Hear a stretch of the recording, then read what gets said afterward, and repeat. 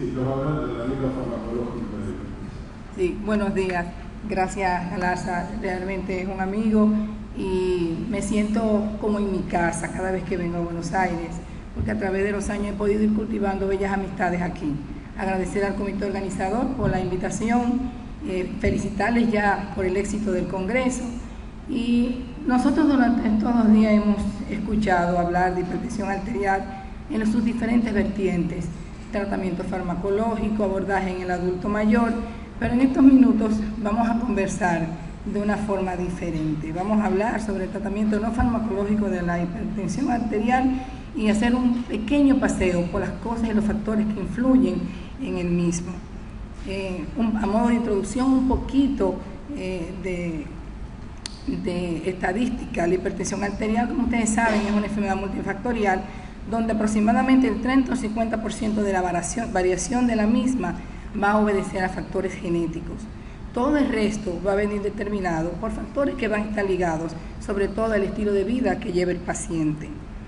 La hipertensión arterial va a afectar entre el 20 y el 40% de los adultos en Latinoamérica y el Caribe. Y esto va a representar alrededor de 250 millones de personas en las Américas. Por lo tanto, la presión arterial elevada es el principal factor de riesgo para desarrollar enfermedades cardiovasculares, como las enfermedades isquémicas del corazón y las cerebrovasculares, como hemos escuchado en el transcurso de la mañana. Es importante destacar que cada año alrededor de 1.6 millones de personas mueren por estas enfermedades en Latinoamérica y el Caribe específicamente, y de ellos, 500.000 lo hacen antes de cumplir los 70 años de edad. Y esto se considera que es una muerte prematura, pero sobre todo es una muerte que se puede evitar. Por lo tanto, los investigadores calculan que la hipertensión es la causa por la que mueren anualmente 9 millones de personas, que 23.3 millones de personas podrían morir para el 2030 por enfermedad cardiovascular. Y eso es un número muy importante. En el 2013 se realizó un consenso donde todos los Estados miembros de la Organización Mundial de la Salud, 194 países en total, acordaron bajo el liderazgo de la OMS establecer una serie de mecanismos mundiales para reducir lo que es la carga evitable de las enfermedades no transmisibles. Y entre ellos se creó lo que es el Plan de Acción Mundial para la Prevención y el Control de las Enfermedades No Transmisibles, con metas del 2013 al 2020. Y ese plan tenía por objeto reducir para el 2025 el número de muertes prematuras que se asocian a las enfermedades no transmisibles en un 25%, y ello a través de 9 metas mundiales que eran de aplicación voluntaria en los países que se involucraron. 2 de esas metas mundiales se iban a centrar directamente en lo que es la prevención y el control de las enfermedades cardiovasculares. Y en este esquema nosotros podemos visualizar cuáles son las metas que se proponían reducir. Por ejemplo, un 30% en el consumo del hábito tabáquico, 10% de la actividad física, 30% el consumo de sal, recuérdense la política de retirar los saleros de la mesa, y reducir en un 25% la hipertensión arterial. Esto se quitó y seguimos aquí. En ese sentido, el tratamiento no farmacológico debe ser instaurado incluso cuando se prescribe el tratamiento farmacológico. Es algo que debe ir de la mano. En el momento que nosotros diagnosticamos a un paciente con hipertensión, se abre una gran brecha donde nosotros tenemos que explicarle que va a tener que utilizar un tratamiento farmacológico para toda la vida, pero que además va a tener que modificar su conducta actual, cambiar su estilo de vida. Entonces, eso va a implicar incluir también todo su círculo familiar, y que esas prescripciones que nosotros le vamos a hacer, está recomendarle no fumar, el evitar el sobrepeso, recomendación de actividad física, el control de sal, limitar el consumo de alcohol. Y eso se va a ver en lo que son los pilares de este tratamiento, que van a estar fundamentalmente en la educación, en la actividad física y en la nutrición, y es lo que vamos a hablar en los próximos minutos. El esquema del proceso de educación va a tener 2 vertientes. Uno va a estar centrado en lo que es el centro de salud y el otro va a estar en la comunidad. Va a tener como objetivos, cuando nos centramos en el centro de salud, una fase inmediata y una fase de ampliación. En esta fase inmediata es la aceptación de la enfermedad.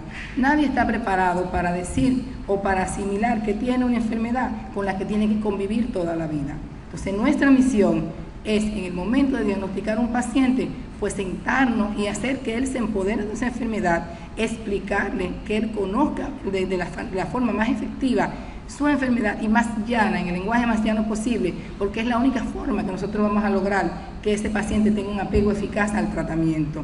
Le tenemos también que tener como objetivo lograr que ese paciente salga de nuestro consultorio con conocimientos y habilidades mínimas sobre su enfermedad.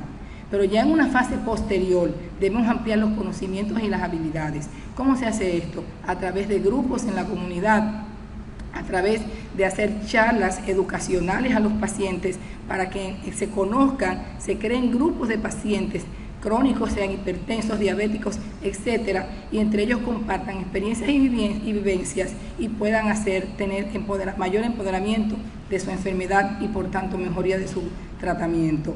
Potenciar cambios en la actividad y motivar ese cambio. No es solamente nosotros decir al paciente que él tiene que cambiar, que tiene que caminar, que tiene que perder peso, que tiene que tener una dieta más saludable, sino motivar a ese paciente para que pueda lograr hacer lo que nosotros le estamos recomendando. Y ya en la comunidad, pues debemos promocionar estilos de vida saludables.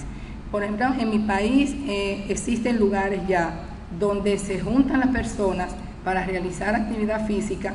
Antes no se veía mucho eso, pero se han abierto muchas campañas de educación a la población y ya en cada sector se hace un parquecito pequeño y las personas van en la tarde, comparten. En los centros comerciales ya se están abriendo espacios para que las personas vayan a hacer zumba, a hacer actividad física, y eso es muy importante. Se dan charlas de lo que son los estilos de vida saludable y las personas pues se están apegando mucho a lo que es la actividad física y a lo que es mejorar su alimentación. Pero también dentro de ese grupo, esas charlas tienen que ir orientadas a que las personas aumenten su conocimiento sobre lo que es la hipertensión arterial.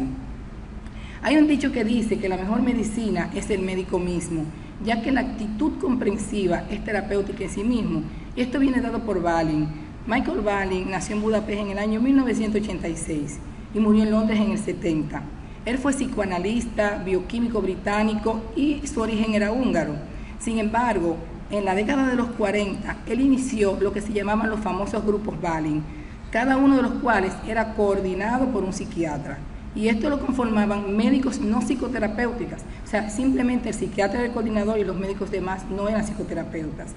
¿Y qué se buscaba con esto? Mejorar la relación con los pacientes.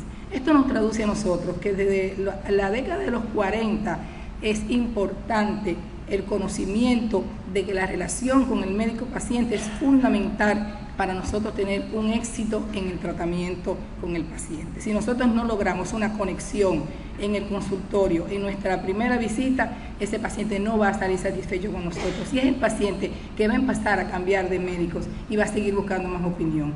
Por eso, en el momento que nosotros abordamos a un paciente, tenemos que tratar de crear esa empatía entre él y nosotros y ganarnos ese grado de confianza, que es lo que va a permitir que lo que nosotros hagamos posteriormente con ellos sea bien aceptado. Como le decía el doctor Galarza, en mi país existen playas muy bonitas, están invitados a República Dominicana. Y otra de las cosas que vamos a tratar también pues, es la obesidad. Este es otro de los pilares del tratamiento no farmacológico, tratar la obesidad en los pacientes. Y sabemos que el sobrepeso contribuye desde la infancia a que hayan cifras elevadas de presión arterial y que esto constituye un factor principal en la predisposición a que ese niño obeso en el futuro sea hipertenso. Que la acumulación de grasa abdominal se va a asociar con un aumento de riesgo de la enfermedad coronaria y que la disminución de la ingesta calórica, perdiendo 5 kilogramos de peso, va a hacer que reduzcamos 5 milímetros de mercurio la presión arterial sistólica y que la reducción de peso va a tener además un efecto beneficioso sobre la resistencia a la insulina, la diabetes, la hiperlipidemia y sobre todo la hipertrofia ventricular izquierda, y que esto va a potenciar el efecto de los fármacos antihipertensivos.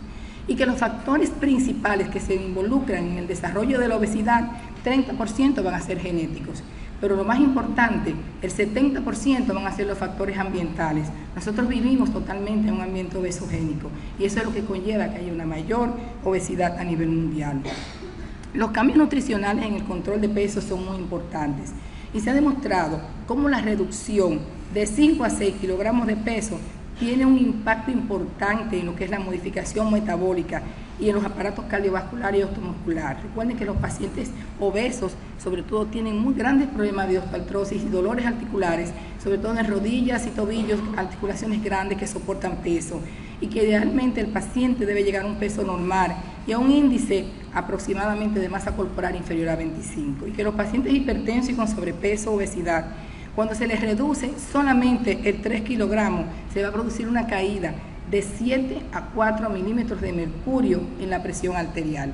Mientras que cuando reducimos 12 kilogramos, se va a producir caídas entre 20 y 13 milímetros de mercurio, tanto en la presión arterial sistólica como en la presión arterial diastólica.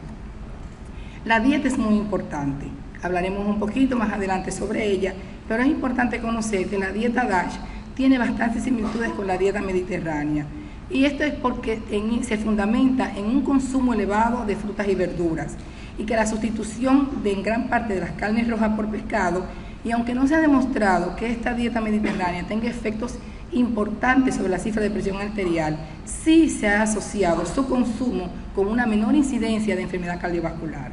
Y eso es lo que se le debe aconsejar a nuestros pacientes y a la población que tenga más o menos, en la medida que se pueda, llevar este tipo de dieta. Esta dieta DASH va a enfatizar el consumo de frutas, verduras y productos lácteos sin grasas o bajos en grasa. Va a incluir cereales integrales, pescado, pollos, etc. Limita el sodio, limita los dulces y las carnes rojas. Y en términos nutricionales es una dieta baja en grasas saturadas y grasas trans. Es rica en potasio, calcio, magnesio y fibras y proteínas. Recuérdense que grandes verdades se convierten en grandes mentiras, y antes satanizábamos las grasas, y realmente lo que hemos visto este año es que lo que nosotros tenemos que limitar es el consumo de azúcar, porque lo que nos daña es el azúcar. Con relación al tabaco, está demostrado el efecto pernicioso que tiene el tabaco sobre lo que es la pared vascular, la influencia que tiene el mismo en el aumento de los eventos coronarios y cerebrovasculares, y que produce además una disminución en lo que es la vasodilatación dependiente del endotelio y un aumento agudo de la presión arterial. Que es imprescindible suspender el hábito tabáquico en los pacientes hipertensos. Es importante que les recomendemos y les expliquemos la importancia que tiene dejar de fumar en ellos. El tabaco por sí solo constituye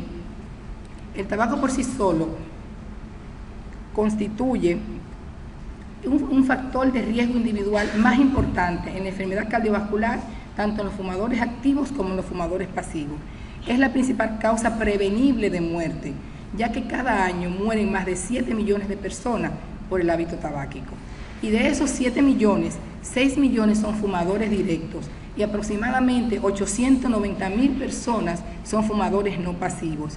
Y que el 80% de los más de 1.000 millones de fumadores que existen en el mundo viven en los países de mediano y bajo ingreso.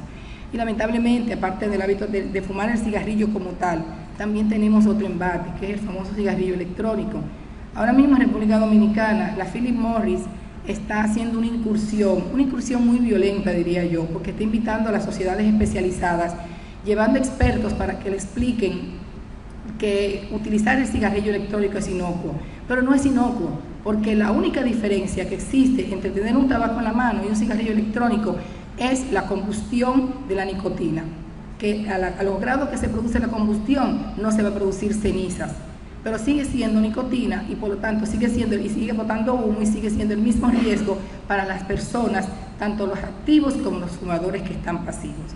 Obviamente las sociedades especializadas en República Dominicana, somos 56 sociedades especializadas, y ya se empoderaron, y hay una voz de alerta para nosotros no permitir pues que la Philip Morris incursione en nuestras sociedades y apoyando que se utilice el cigarrillo electrónico. Han abierto tiendas especiales para venderlo, pero realmente ha habido mucha prensa con relación a eso en nuestro país.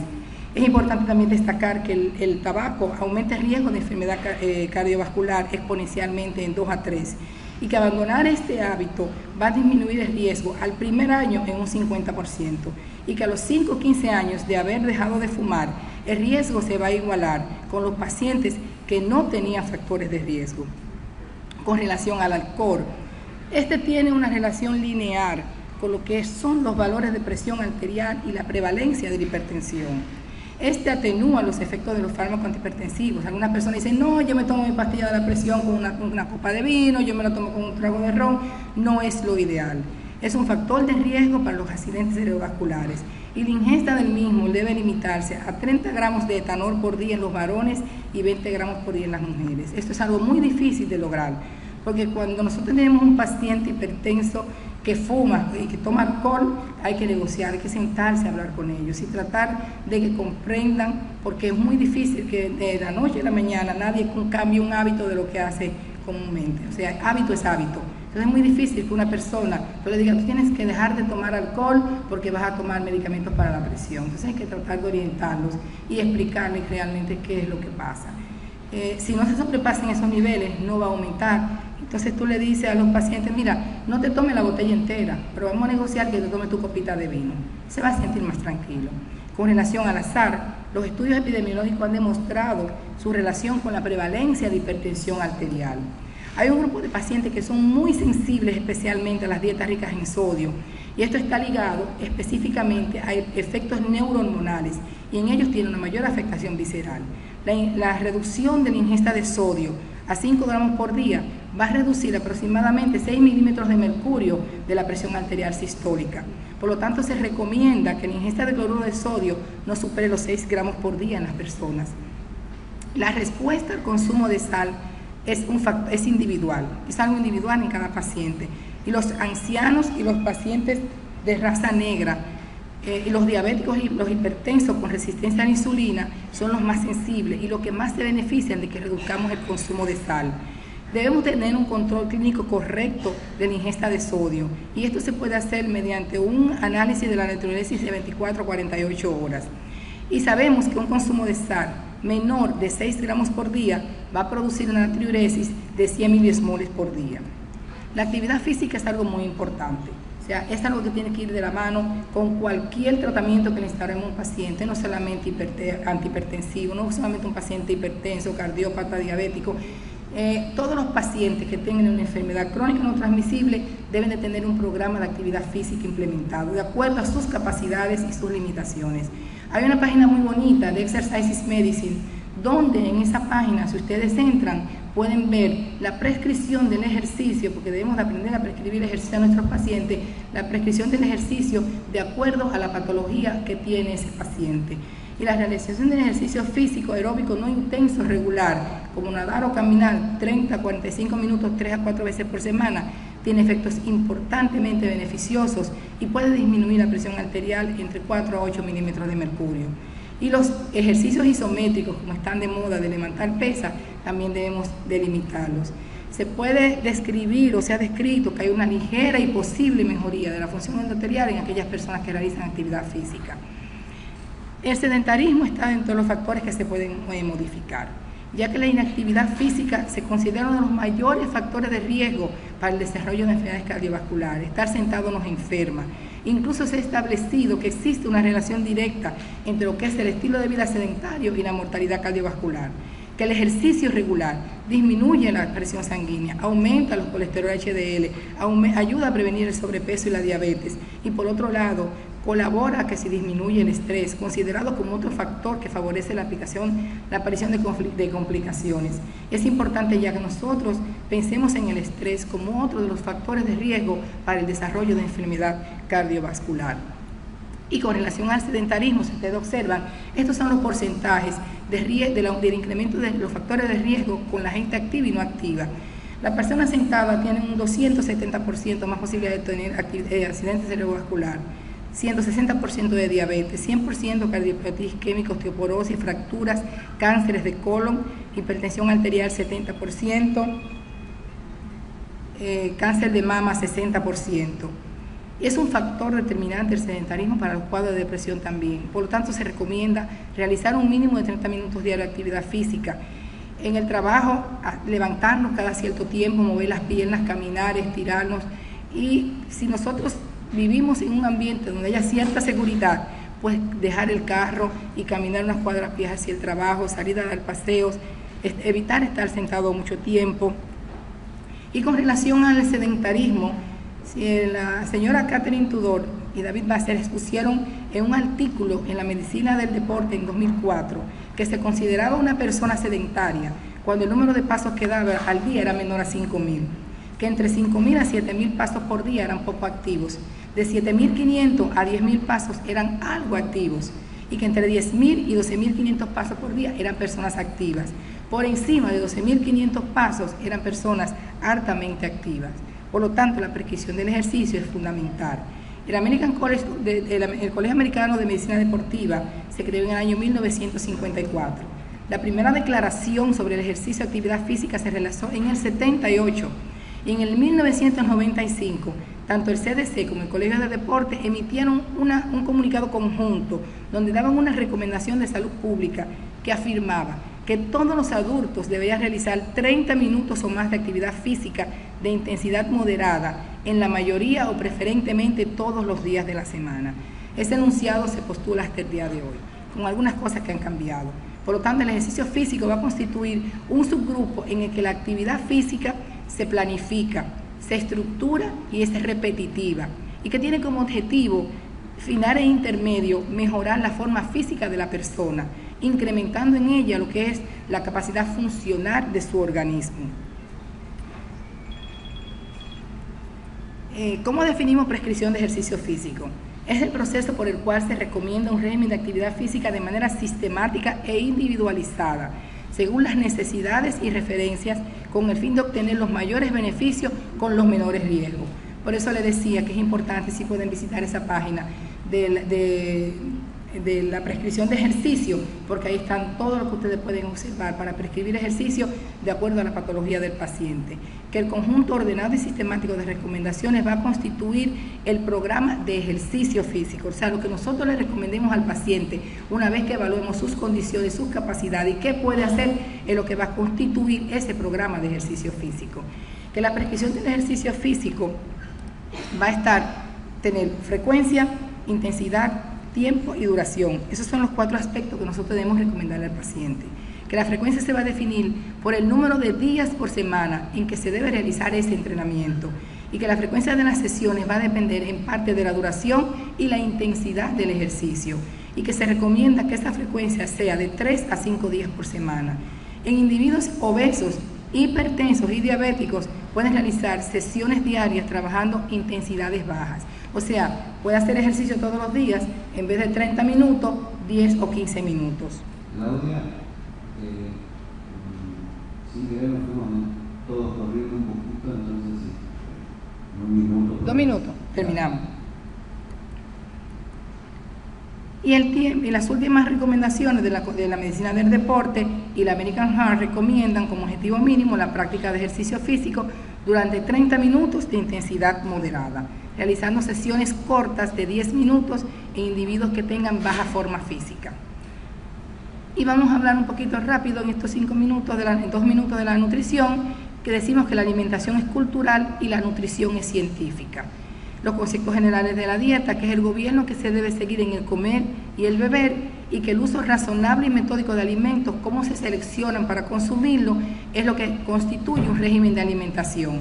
Y que el alimento es toda la sustancia natural que cuando la incorporamos a nuestro organismo va a llenar una función de nutrición. Sabemos todos que los alimentos van a estar compuestos por carbohidratos, proteínas, grasas, vitaminas y minerales, que tanto los carbohidratos como las grasas van a tener funciones energéticas, las proteínas funciones estructurales y las vitaminas y minerales funciones reguladoras. Que la ley de la nutrición son varias, entre ellas la ley de la cantidad, que debe ser suficiente para cubrir las necesidades calóricas del organismo y mantener un equilibrio en su balance. Que la ley de la calidad debe ser completo el organismo, el alimento en toda su composición, para ofrecer al organismo todas las sustancias que lo integran. Y que la ley de la armonía nos dice que las cantidades de los diversos principios nutritivos deben guardar una relación entre las proporciones entre sí. Y la ley de la adecuación, que esta debe ser adaptada, eso es lo más importante, a las necesidades de cada organismo. Y que si nosotros mantenemos presiones por encima de 140-90, para concluir, vamos a tener incremento de la mortalidad, del infarto un 27% y del ictus en un 42%. Si disminuimos los valores de tensión arterial, vamos a tener una disminución de un 21% de la mortalidad vascular, enfermedad coronaria 14%, ictus 40%. Y con esta, dejarle para invitado a todos a lo que va a ser en el 2020 el Congreso Mundial de Medicina Interna que se realizará en Cancún, México. Los esperamos. Muchas gracias.